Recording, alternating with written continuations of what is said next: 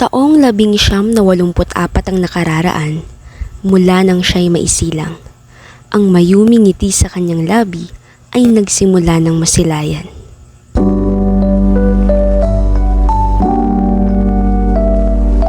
Mga mata niyang singkinang ng mga bituin sa langit ay tuluyang nanahan. Ang buhay niyang regalo ng Diyos ay punong-puno ng kahalagahan. Ang buhay niya'y tila isang ulan, muling magbibigay kulay sa mga halamang nauuhaw, nahihirapan. Minsan din, pawa siyang isang bulak, handang tanggapin ng mga klaseng halakhak at tulak para lamang sa ikapapayapa ng lahat. May mga pagkakataon bang nauubos na siya, na pawang isang kantilang sa dilim ay nag-iisa. Subalit, patuloy pa rin siyang gumagawa upang ibahagi sa iba ang nais ng Diyos sa buhay niya. Palagi sa labi niya ay nakapaskilang isang ngiti, pilit na tinatago ang mga emosyong nagpupumilit na kumawala sa kanyang labi. Taas noong haharap sa madla, suot ang ngiting inukit ng Diyos mismo sa kanya. Balikat niya'y nilalaan sa iba, siya'y kaakibat sa anumang bigat na problema. One call away, ika nga, at tiyak na one prayer away ka rin sa kanya. Braso niya'y handang yumakap, hindi pagkakait sa mga nangangailangan ng pagtanggap. Sa panahon ng kalungkutan at kasaganaan, musika ang kanyang kasangga. Kasabay ng boses niyang sintinig ng ibong adarna, tunay na ang buhay niya'y nilikha upang magliwanag sa gitna ng mga kaluluwa, maging ehemplo ng Diyos sa lahat ng minamahal niya.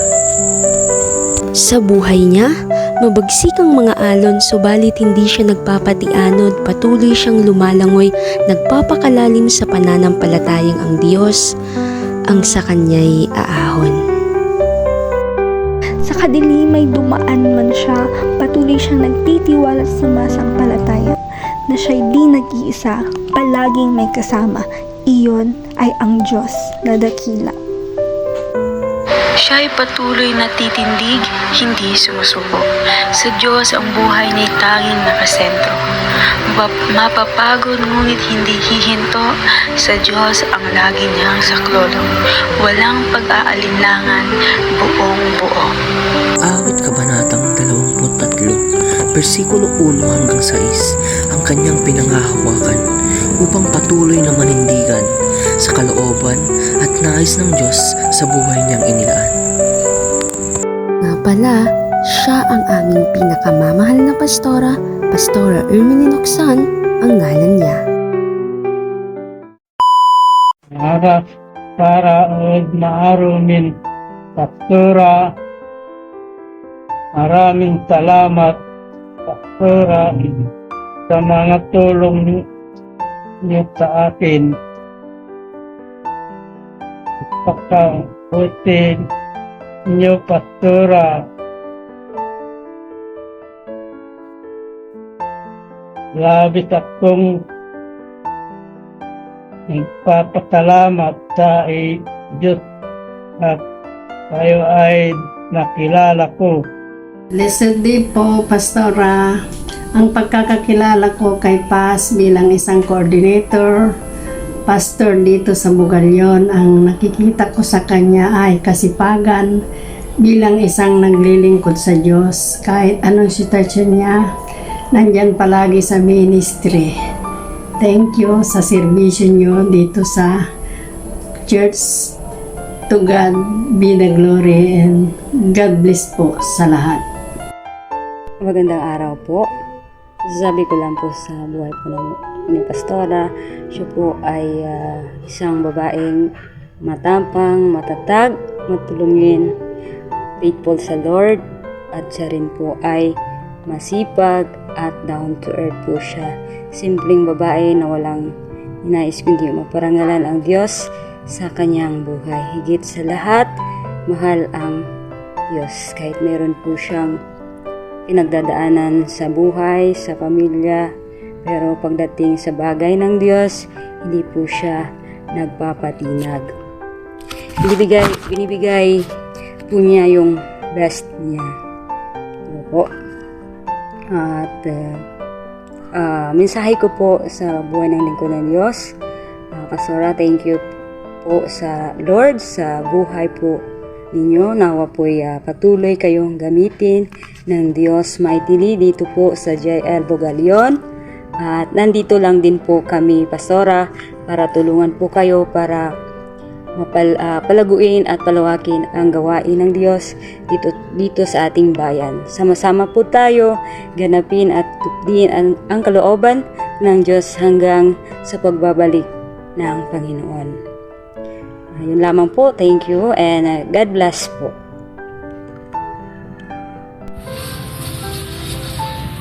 Good morning, Lord God. Ganon din kay Pastora Len. Si Pastora Len ay mapagmahal at tapat na lingkod ng Diyos. Maraming salamat, Pastora, sa lahat ng mabuting gawa na pinagkaloob niyo po sa pamilya ko. Pagpalain nawa kayo ng Panginoon. God bless us all. Amen and amen. Bye-bye.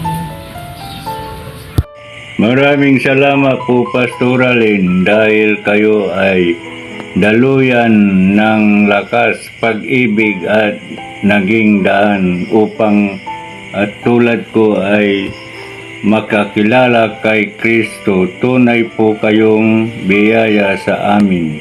Maraming salamat, Pastora Len. Happy Pastor Day! Maligayang buwan ng mga minamahal naming kapastoran.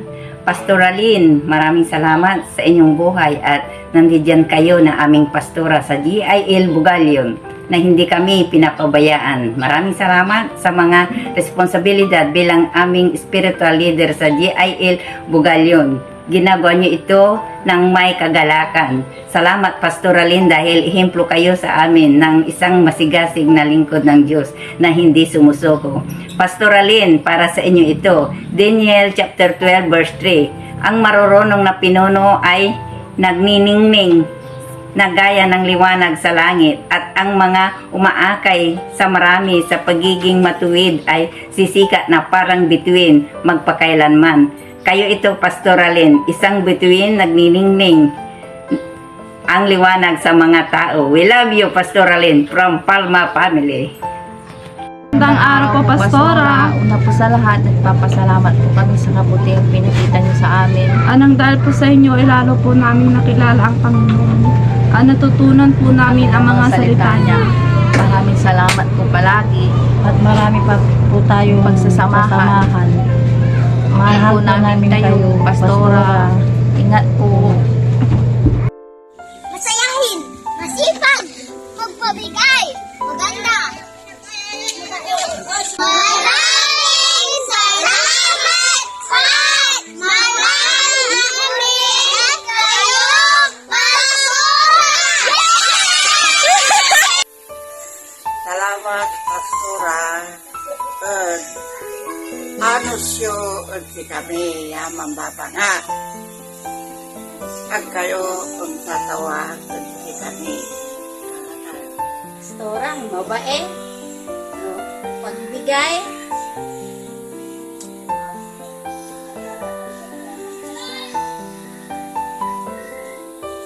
Tulungin. Salamat dahil kayo nakapunta kami palagi ng simbahan. Natin natatalusan ko lang yung pagsisimba. Hello po, Pastora. Good morning. Ang blessing morning. Kumusta na po kayo? Maraming salamat, Pastora, dahil pinakilala kayo sa amin ni Lord na talaga paglingkod niya dito sa JL Bugalion ng banal na salita. Sana nasa mabuti kayong kalagayan ang buong families nyo. Ganon din sa bawat families ng mga anak niya. Christ is the answer. Amen na amen. Hello po, Pastora.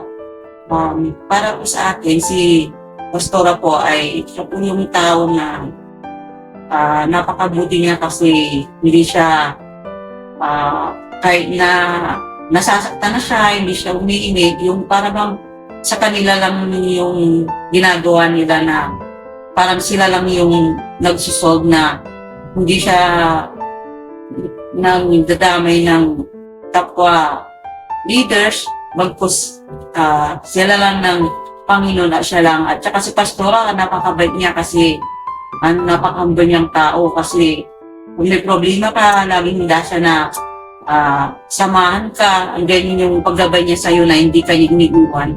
Andyan yung puso niya na bilang isang kapatid na tinuturing kanyang kapatid talaga.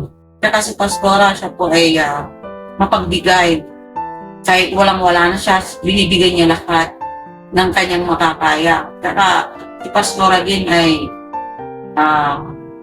napakabuti niya kasi lahat ng suliranin ng bawat isa, andun siya na handang dumamay. At napakabait niya. Para sa akin siya yung parang kapatid yung tuwing ko sa kanya kasi napakabuti niya, lalong-lalo niya na sa pagtulong niya sa aking pamilya, sa mga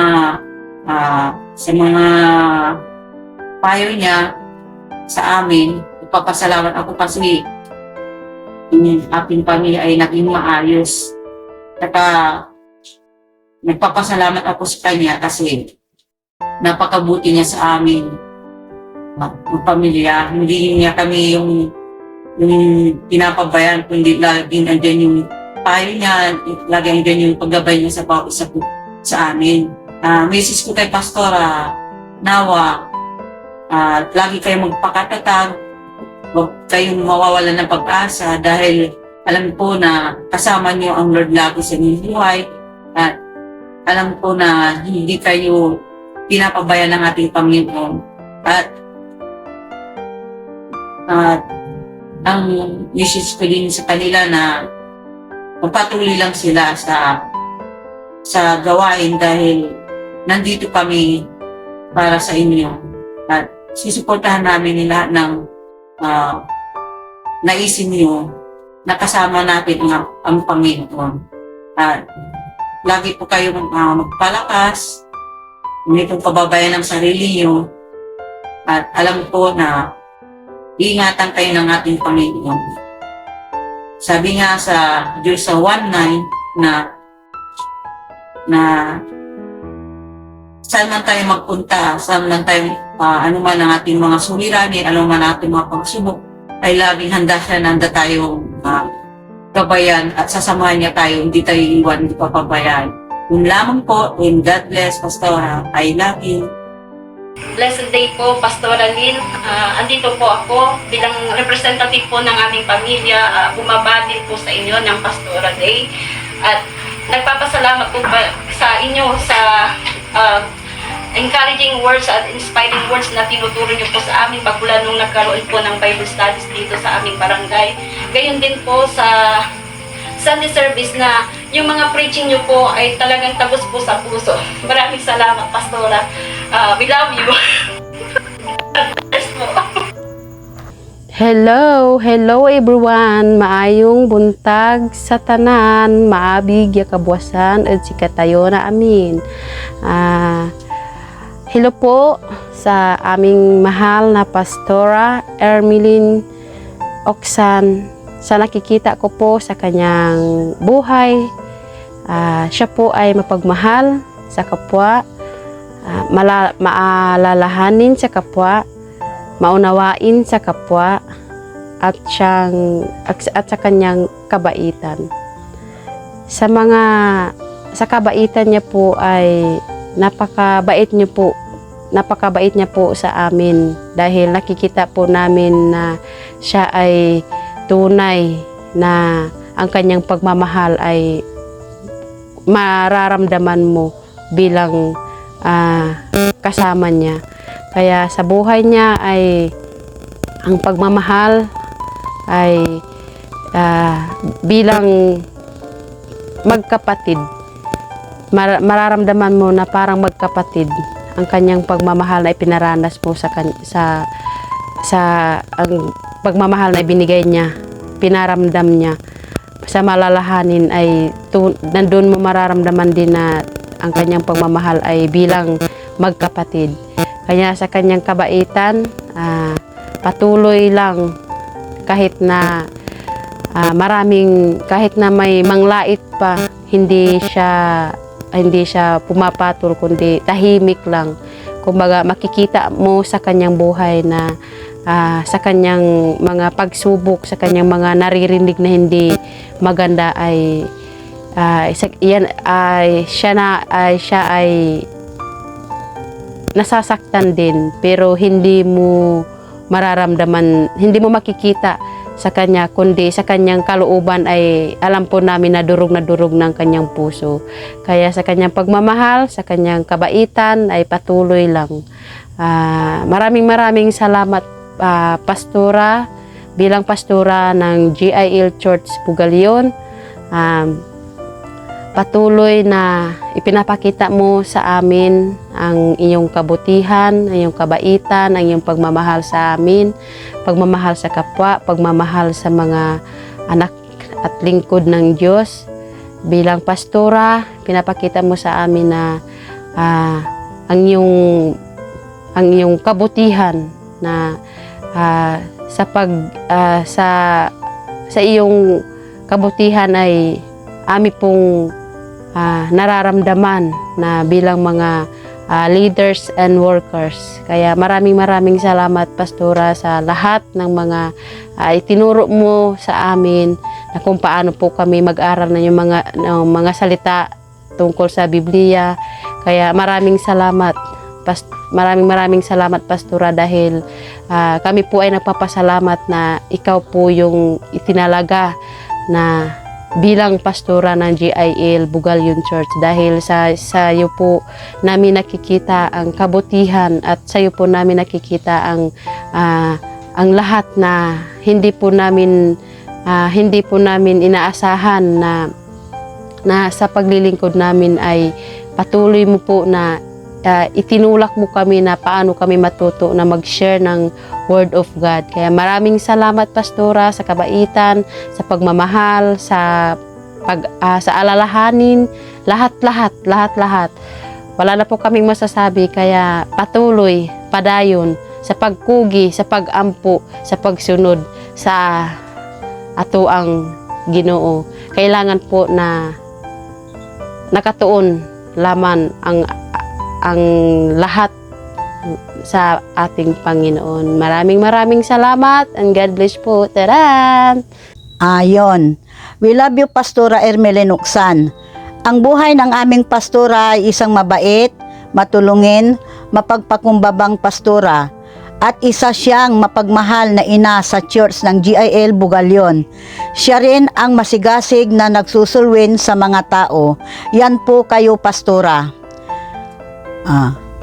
Ang message ko po sa iyo, Pastora, thank you, Pastora Lynn, kasi tinulungan mo kami na magliwanag at naliwanagan ang buhay ko.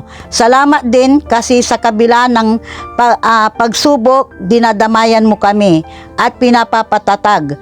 Pastora, I pray na lagi kayong gabayan ng Espiritu ng Dakilang Ama.